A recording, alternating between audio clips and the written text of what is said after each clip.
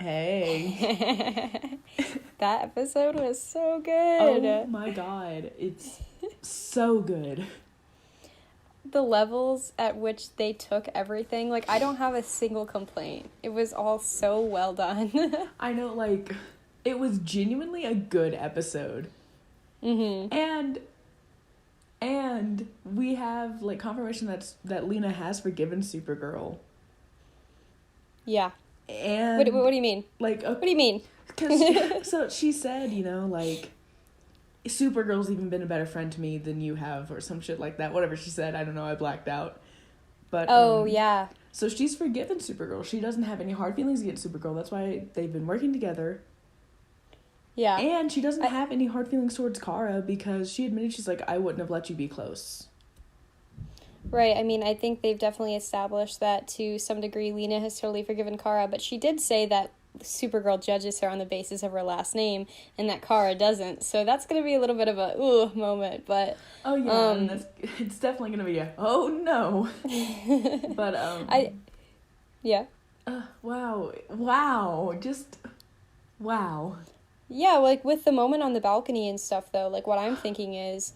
like, Kara was able to forgive Lena for something that actually, in reality, was a very horrible thing for Lena to do. I understand why she did it, but working with someone who has terrorized the entire planet, not just, like, one country or anything, like, every living being on the planet knows the name of Lex Luthor because he terrorizes people, and he's so powerful. Mm-hmm. And you've got Lena, who voluntarily worked with him, didn't try to, like, go to anybody for help, which she knows was a mistake. She was very, affected by her feelings and stuff, obviously.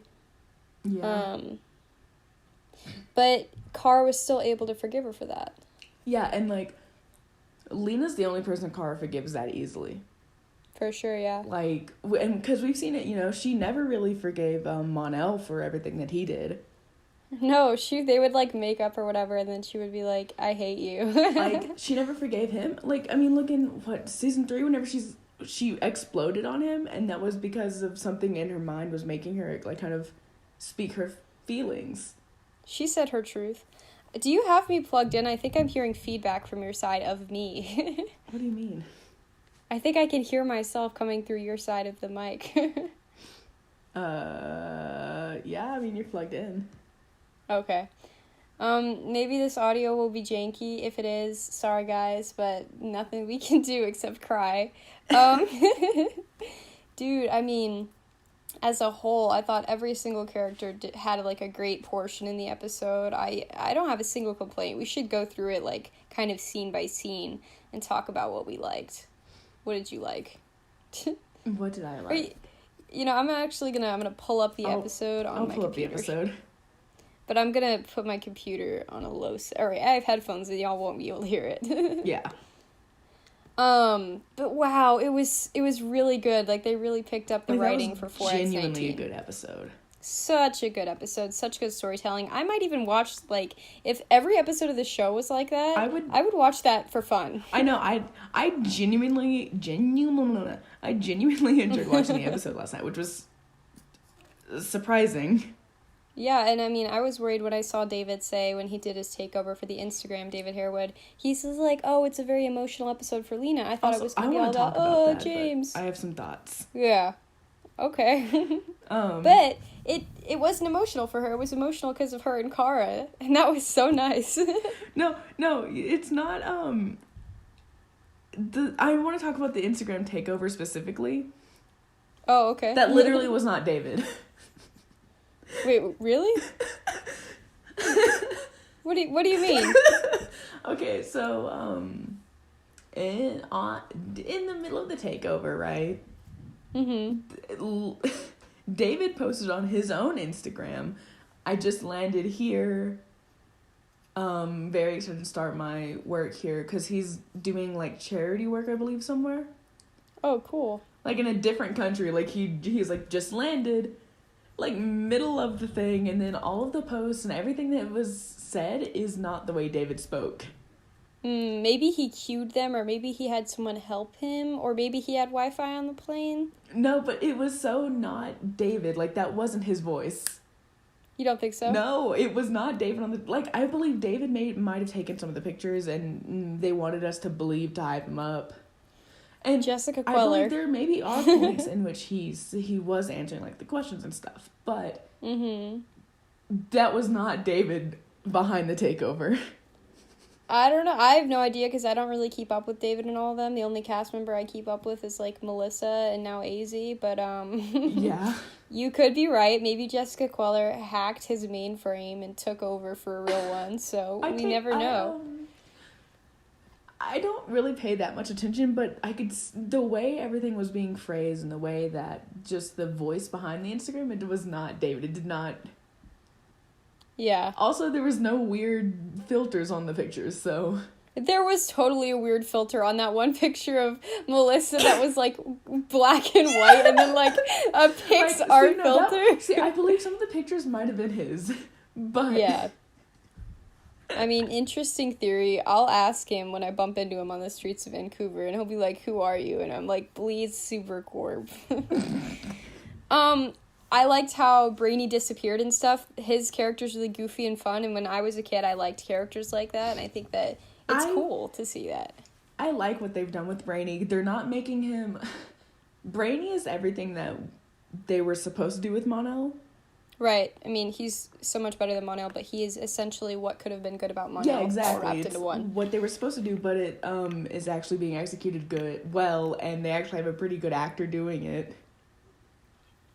For sure. Yeah, I think Jesse does a good job with his brainy voice where he talks like this. Like, I always, sit there. It's goofy. It always makes me giggle a little bit. I'm like, he's a goofy little man. It's funny because he's just like Data from the next generation of Star Trek, except not Data. That was so eloquent. Wow, your mind. My mind, it amazes everyone, me included. I liked... Huh? Oh, I was going to go on to the next thing I liked.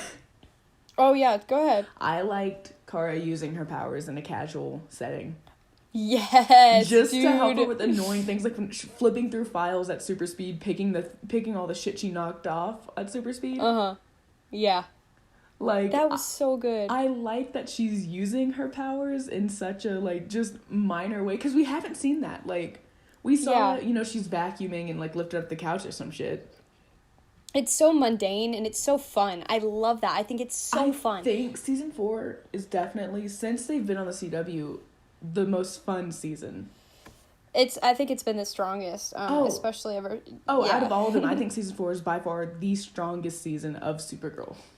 For sure, and, like, everything was okay before. I mean, I liked a lot of what they did with Kara, because it's so nice to see Kara blossom now that she's not being held back and, like, literally oppressed by Mon-El. Yeah, like, her character development in season 4 alone has skyrocketed because she's not being, like you said, oppressed and overshadowed, because she halted her development for 3 seasons.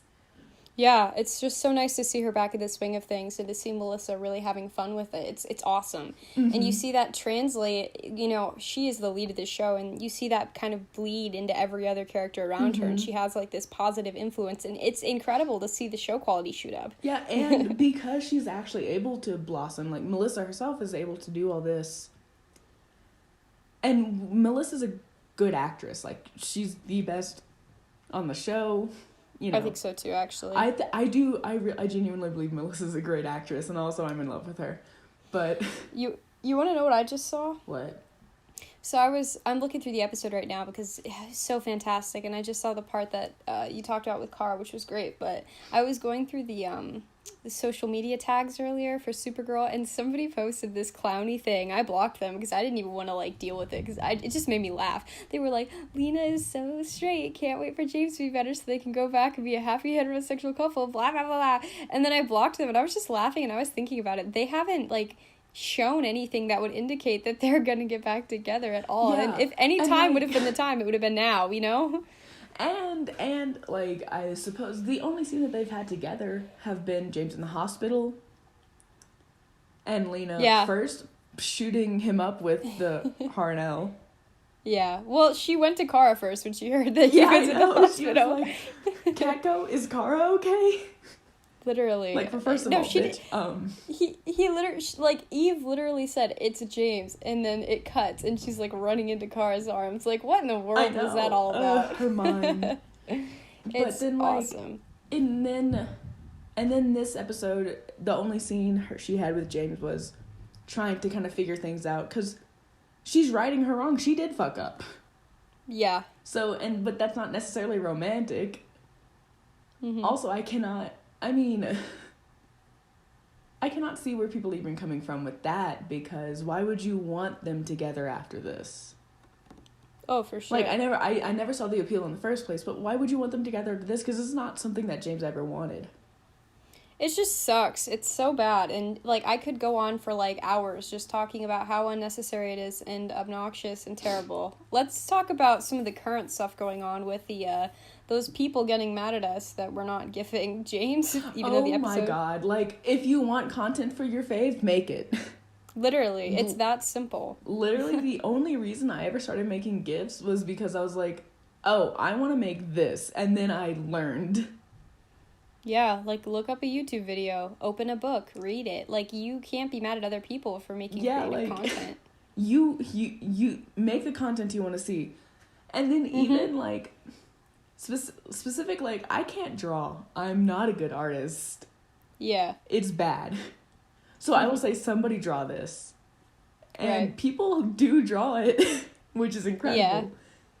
But, like... I posted something, I was like, someone draw this as whoever, and then my friend Ray was like, hey, you know that thing you said? I drew it, and he sent it to me, he was like, do you want to color it? And I did, I have Illustrator open on my computer, and I'm coloring this drawing that's not mine.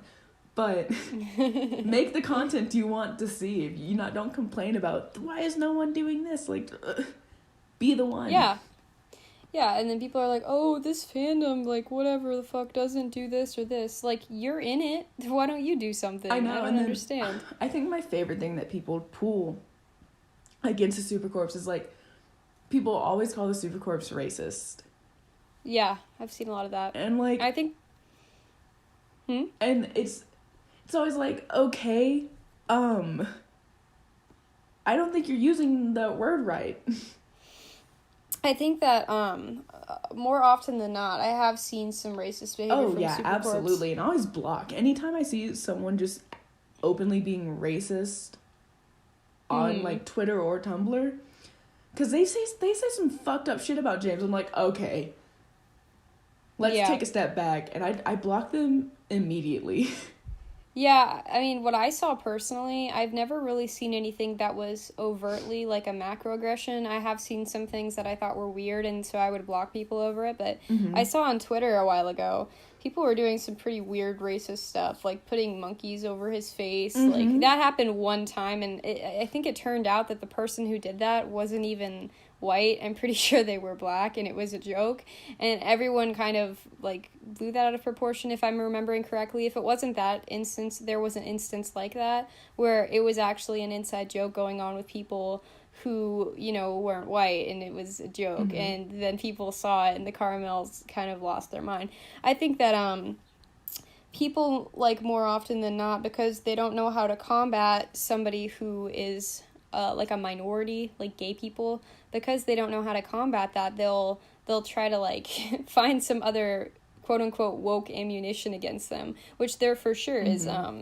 There's racist gay people, just like there's people who are, you know, minority races who don't like gay people. Yeah.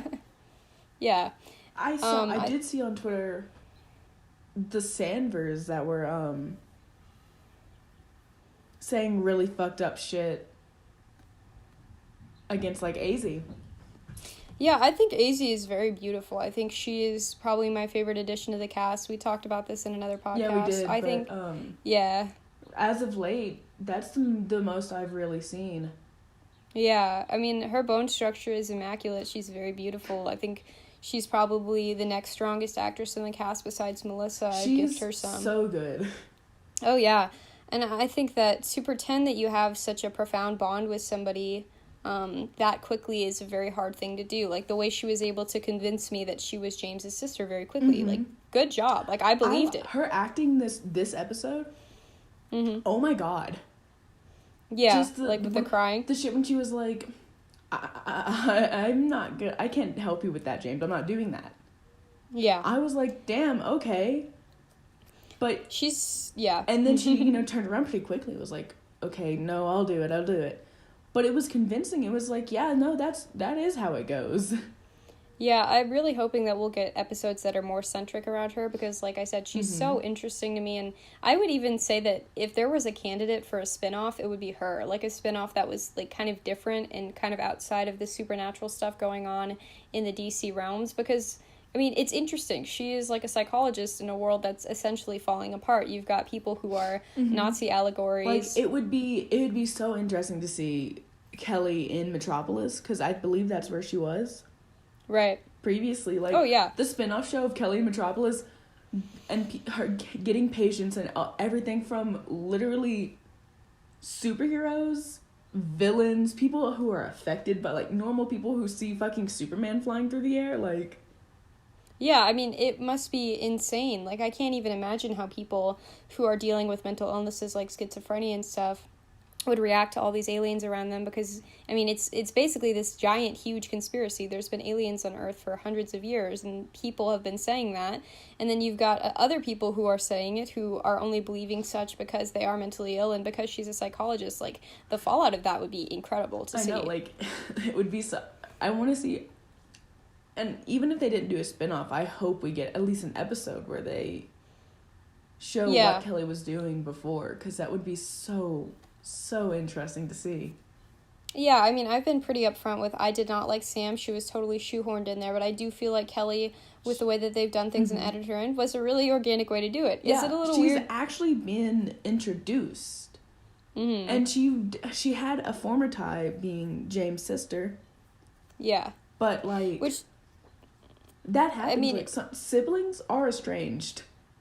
Yeah, I totally agree with you. It's a little odd that he never mentioned her, but I can see it making more sense than Lena having a close friend. Because with siblings, you have that bond there from your childhood. Exactly. It doesn't necessarily follow you into adult life unless you voluntarily are around that person. If they live in a different city, you will grow estranged. But with a best friend, like Sam apparently was to Lena that we never know about, the reason that person is your close friend is because you spend a lot of quality time together, not because you have a prior bond. Exactly. And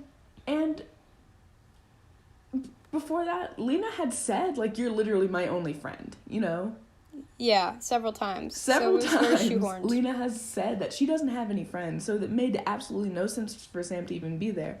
And, like, with James and Kelly, I have friends who've known me for years, straight up just find out, like, within the past, like, week that I have 2 sisters and a brother. Yeah. And it's not, like, because it's not, like... You sit around and you talk about your best friends because whenever you have other friends, you can share stories from your best friends because it's like, yeah, I've had friends before, I'm cool. You're not going to sit there like, my sister says I'm neat. Like, you're a loser at that point. I thought that the angsty fight that Cara and Lena had in Lena's office, it wasn't really a fight. It really was more of a disagreement, because fighting is when you raise your voices. But the disagreement that they had, I thought was super great, because it tapped into the energy and, like, the potential that, you know, Cara and Lena fans see. It really did, you know? And it shows that, like, because that's serious. I mean, Lena feels absolutely neglected by Cara. Right. And which makes sense. And it's a real fight to have with anybody. But it's never that intense if it's just friends. Yeah, like the I had one of my mutuals say something on the internet about how the way that Cara and Lena have disagreements is very similar to the way that Lana and Clark would have disagreements from Smallville, and that was his original love interest for a lot of seasons. And it's true. The vibe that is there is very reminiscent of that. Sorry, I had to yawn. You're good. No, they have, like, lovers' quarrels. Oh, for sure. The energy is totally there. Because you don't go to your best friend and be like, you never pay attention to me anymore. You're always so busy doing this. Yeah. Like, that, you're a freak. That's weird. Let your friends have their own lives. Like, your friends, you're not fucking. But... Yeah. I mean, only when you breach into the line that's between friendship and between being in a relationship with somebody do you guys start actually, I guess, quarreling. Seeing... quarreling, yeah, but I mean more so like what they were like quarreling about was like the time thing, like, oh, you're not with me enough, blah blah blah. Like, best friends don't do that. Yeah, that's not the way that real best friends interact. When you're at the point of a dynamic with somebody where you are noticing what they're doing and you're kind of you're actually tapped noticing in their presence and their absence. Yeah, exactly. You're taking like meticulous note of that. That's when you're interested. I think. And it's subconscious. You don't necessarily mean to do it. You just do. Yeah, when you're taking like that much of if you're that invested in somebody else's time and that person's time spent with you and like the whole I care about you thing that was going on there, and then like Kara gazing at a picture of them together, like what? And we don't know how long she was there, but the framing, just the situational of it makes it seem like she was just staring at that picture of her and Lena for a long time. You know she was. Like, and I'm just glad... What? She quickly hit it as soon as Nia came in.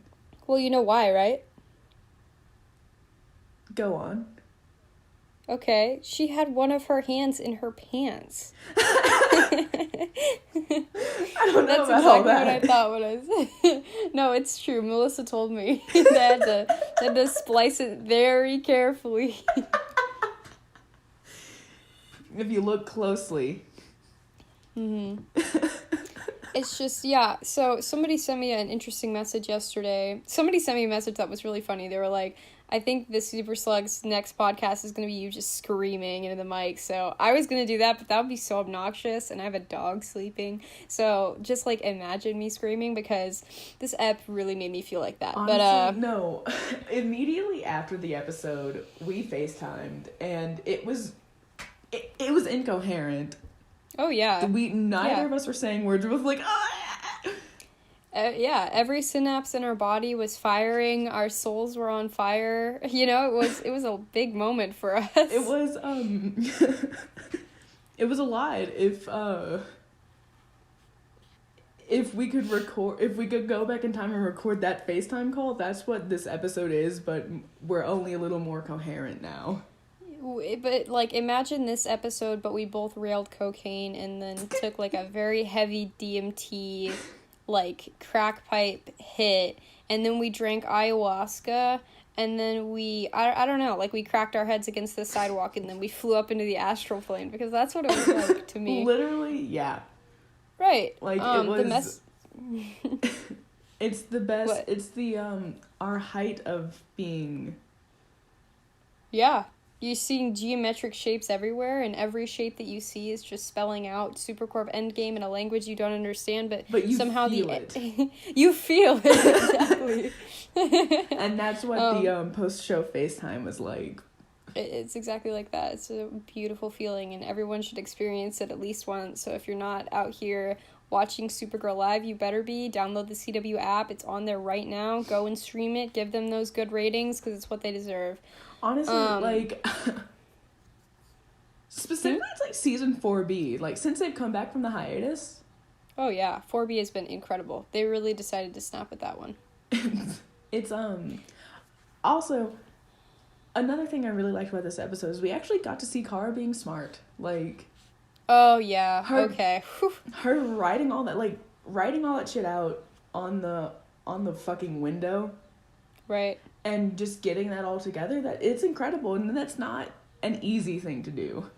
How she wrote Endgame?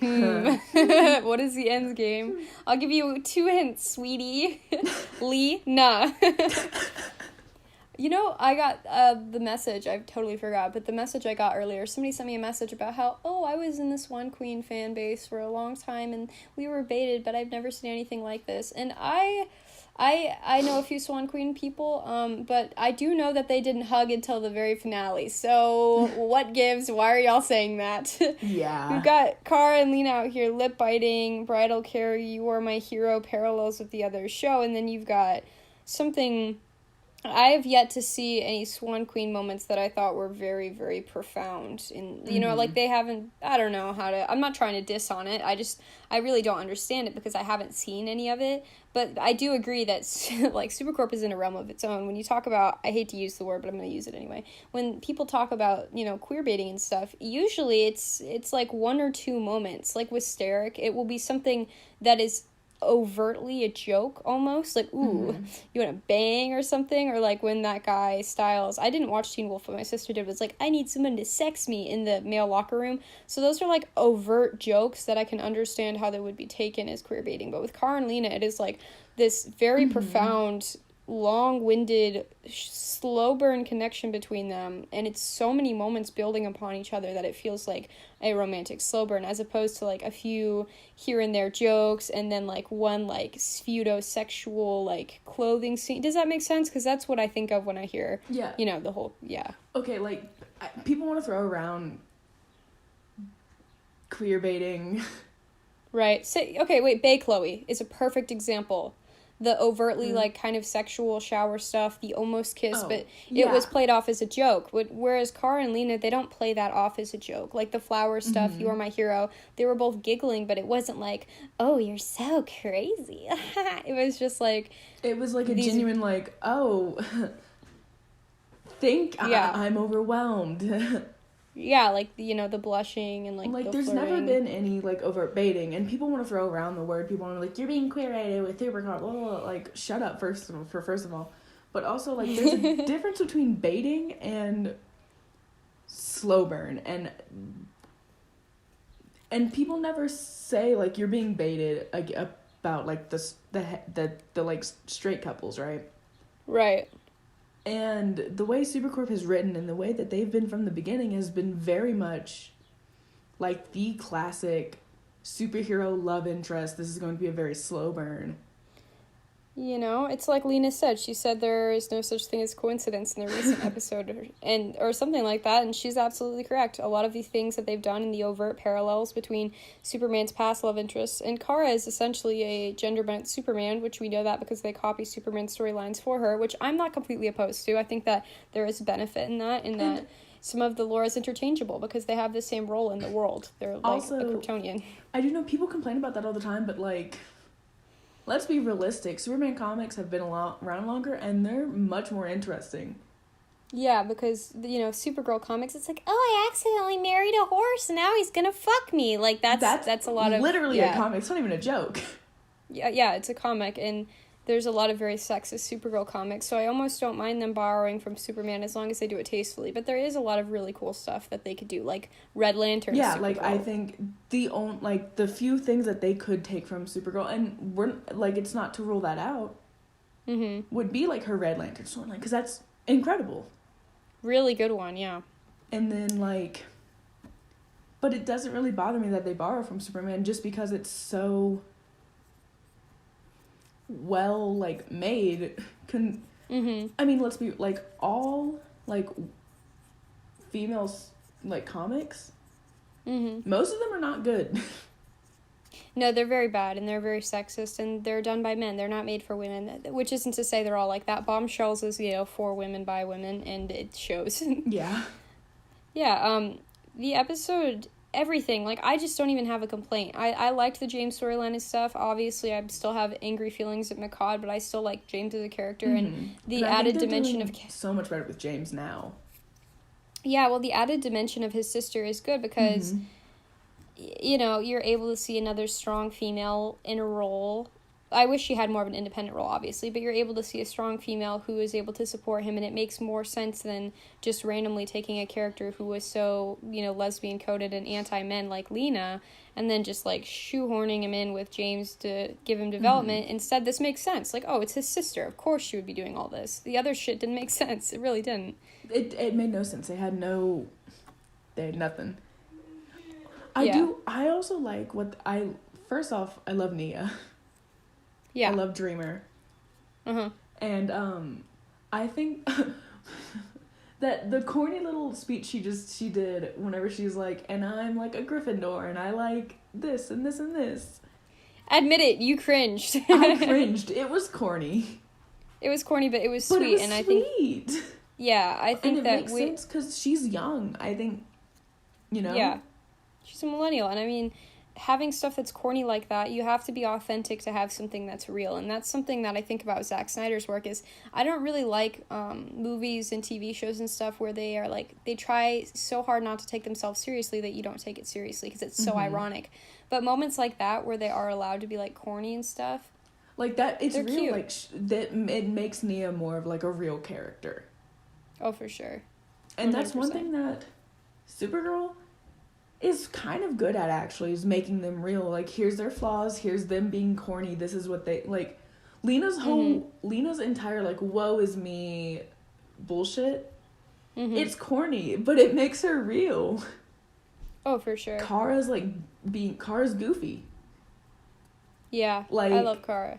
She's goofy, and then she's just sitting there snacking while Lena's galaxy braining over there. That was so cute. Oh, that was dude. so cute. It was such a good moment. Like, she was eating her little fries, sipping her soda, and just watching her with this, like, intensity. And I was like, Melissa, please. Enraptured with it. Perfect word. And it also, like, it shows more, like, that Kara is just that good at differentiating between Kara and Supergirl. Because Supergirl, if that scene had been between Supergirl and Lena, she is able to be vulnerable around Lena in a way that she would have been can't. up there. She would have been writing. She would have been doing things because she's smart. And that's what like they're not completely different people, but like she would have been more involved in it. I think when she's Supergirl, she's acting, and when she's Kara, that is like like that's realistic. She's able to be vulnerable with her and be herself, and it's like pure Kara, just snacking and chowing down while she's watching Lena in a thirsty way. Like, that is pure, unadulterated Kara Danvers, Supergirl Zor-El. It just started snowing. Hell yeah. Anyway. Yeah. But I think Kara definitely does put on a whole act when she's Supergirl. Because she will flaunt, to some degree, just how strong she is, how powerful she is, how just intimidating she is, because it makes it harder to believe that she would ever be Kara Danvers, who is this real person. Yeah, I think to some degree, it's not, I think when she is Supergirl, to some extent, she's acting, but I don't think that when she's Supergirl, she's being inauthentic. I think she's code switching. You know? Oh, absolutely. Like, it's a part of herself. Mm-hmm. But it's a part of herself that doesn't really fit for Kara, because she doesn't... But sometimes we can't see it bleed over, like, just the casual use, and then Kara's casual manipulation of people, that she does all the time. Oh, yeah. Oh, that is so good. I love that, too. That is such a very Kara thing, and I love that they're pulling out all of these things that I love about her and just shoving them into an episode. Like, you've got her feelings for Lena, you've got I made a post about it, was like, her earnestness towards Lena, you've got her using her powers casually, you've got her manipulating people to get what needs to be done. That's like, girl, you're a Luthor. Like, Linda Lee could be you could be a Luthor. I mean, Linda Lee is technically like a Luthor because, you know, she's like Linda Lee, bro. I mean, she's Linda Lee. She's named LL. That's a Luthor thing. He purposely did that. But, like... Yeah, Kara's capable. And that's why another thing that I absolutely hate about the Supergirl fandom is when people are like, call Kara, like, a puppy, and that sort of bullshit. Oh, yeah, I mean, to some extent, I can understand where they're coming from because physically she's adorable, but that girl is cutthroat. Yeah, like, she's brutal. She's goofy and cutthroat at times, like when she was changing her outfit, when she got her first suit around Wade, and she was doing that weird thing with her lip and stuff. Like, she's funny and cute sometimes, but, girl, she has so much rage and manipulation and, like... I don't even know, double standards inside of her. There's not a single person on the show that Kara has not manipulated. Yeah, I mean, she needs therapy because she has... I mean, I don't want to, like, diagnose a character, but from what I can tell, she has a personality disorder. And she's, she survived a horrible, traumatic event. She has a whole second life. She's a superhero. Of course she has a personality disorder. Every superhero does. Yeah, I think that trauma manifests in ways that make it difficult for her to navigate socially, which is why she's had so many problems with, like, dates and romance. Like, I mean, I always cringe thinking about when she went on that random date in, like, season With her ex-husband? No, not with Adam. With the first episode, she was on a date with that one guy, and he, like, made her take the check, and she could hear it with her super hearing. She was being so weird and cringy. Like, she was just not socializing correctly. You know what I'm saying? Yeah, like, she's weird. She's weird. But, like, that's real. It makes her a person. Oh, definitely. But it's just, you know, she's got issues, and I'm glad that there's now a therapist on the show that can kind of get in touch with that and help. I think that next season Kelly is going to be, like, kind of a marriage counselor for Lena and Cara to resolve the whole reveal issue. But, like, Cara really does need help. Like, she acts very strange. It reminds me of, like, when I go out in public, and sometimes you'll run into someone that you can tell does not go in public very often, and they're struggling to speak to you. So you have to speak slower and be patient and smile more, because they are struggling to keep up, and that's not a bad thing. Some people are like that, and that's how they communicate, and that's okay. But she reminds me of that, and a lot of the time when you have that, it's because you have, like, an anxiety disorder. And why do you get anxiety disorders? A lot of the times from trauma, if it's not chemical, you know? Yeah, and, like, in the show, Cara did have a panic attack whenever she got into the fucking fight with Lena. Exactly. Yeah, I think that Cara has problems with... Sorry, go on. Oh, no, I think Cara just has, like... She has so much intensity, and she has so much, I guess... She, like I said before, she's so, earnest when it comes to Lena, but it's not just Lena. She has, like, this way of communicating with people around her that is not the best way, and you could call it plot force, you can call it whatever you want, but it's been consistently a struggle. Like, when she was getting in Lena's face, and she was like, it's personal. Like, that's not how you talk to somebody at your workplace. And she also struggles with keeping things, like, hidden. You know what I mean? She struggles with keeping her identity hidden. Like, Miss I Flew Here on a Bus Danvers. Like, what the hell? Yeah. You know, that's all tied to that. I think, like, Cara has this overwhelming need to be liked. Yeah, I think so, too. She really hated Siobhan, because Siobhan didn't like her. Exactly, like, and you can see it, you know, I mean, everything she does to kind of please other people. And then, but you can see, and even whenever as Cara, she's not really being herself, and, like, when she's manipulating people, she's doing so in a way that makes them like her.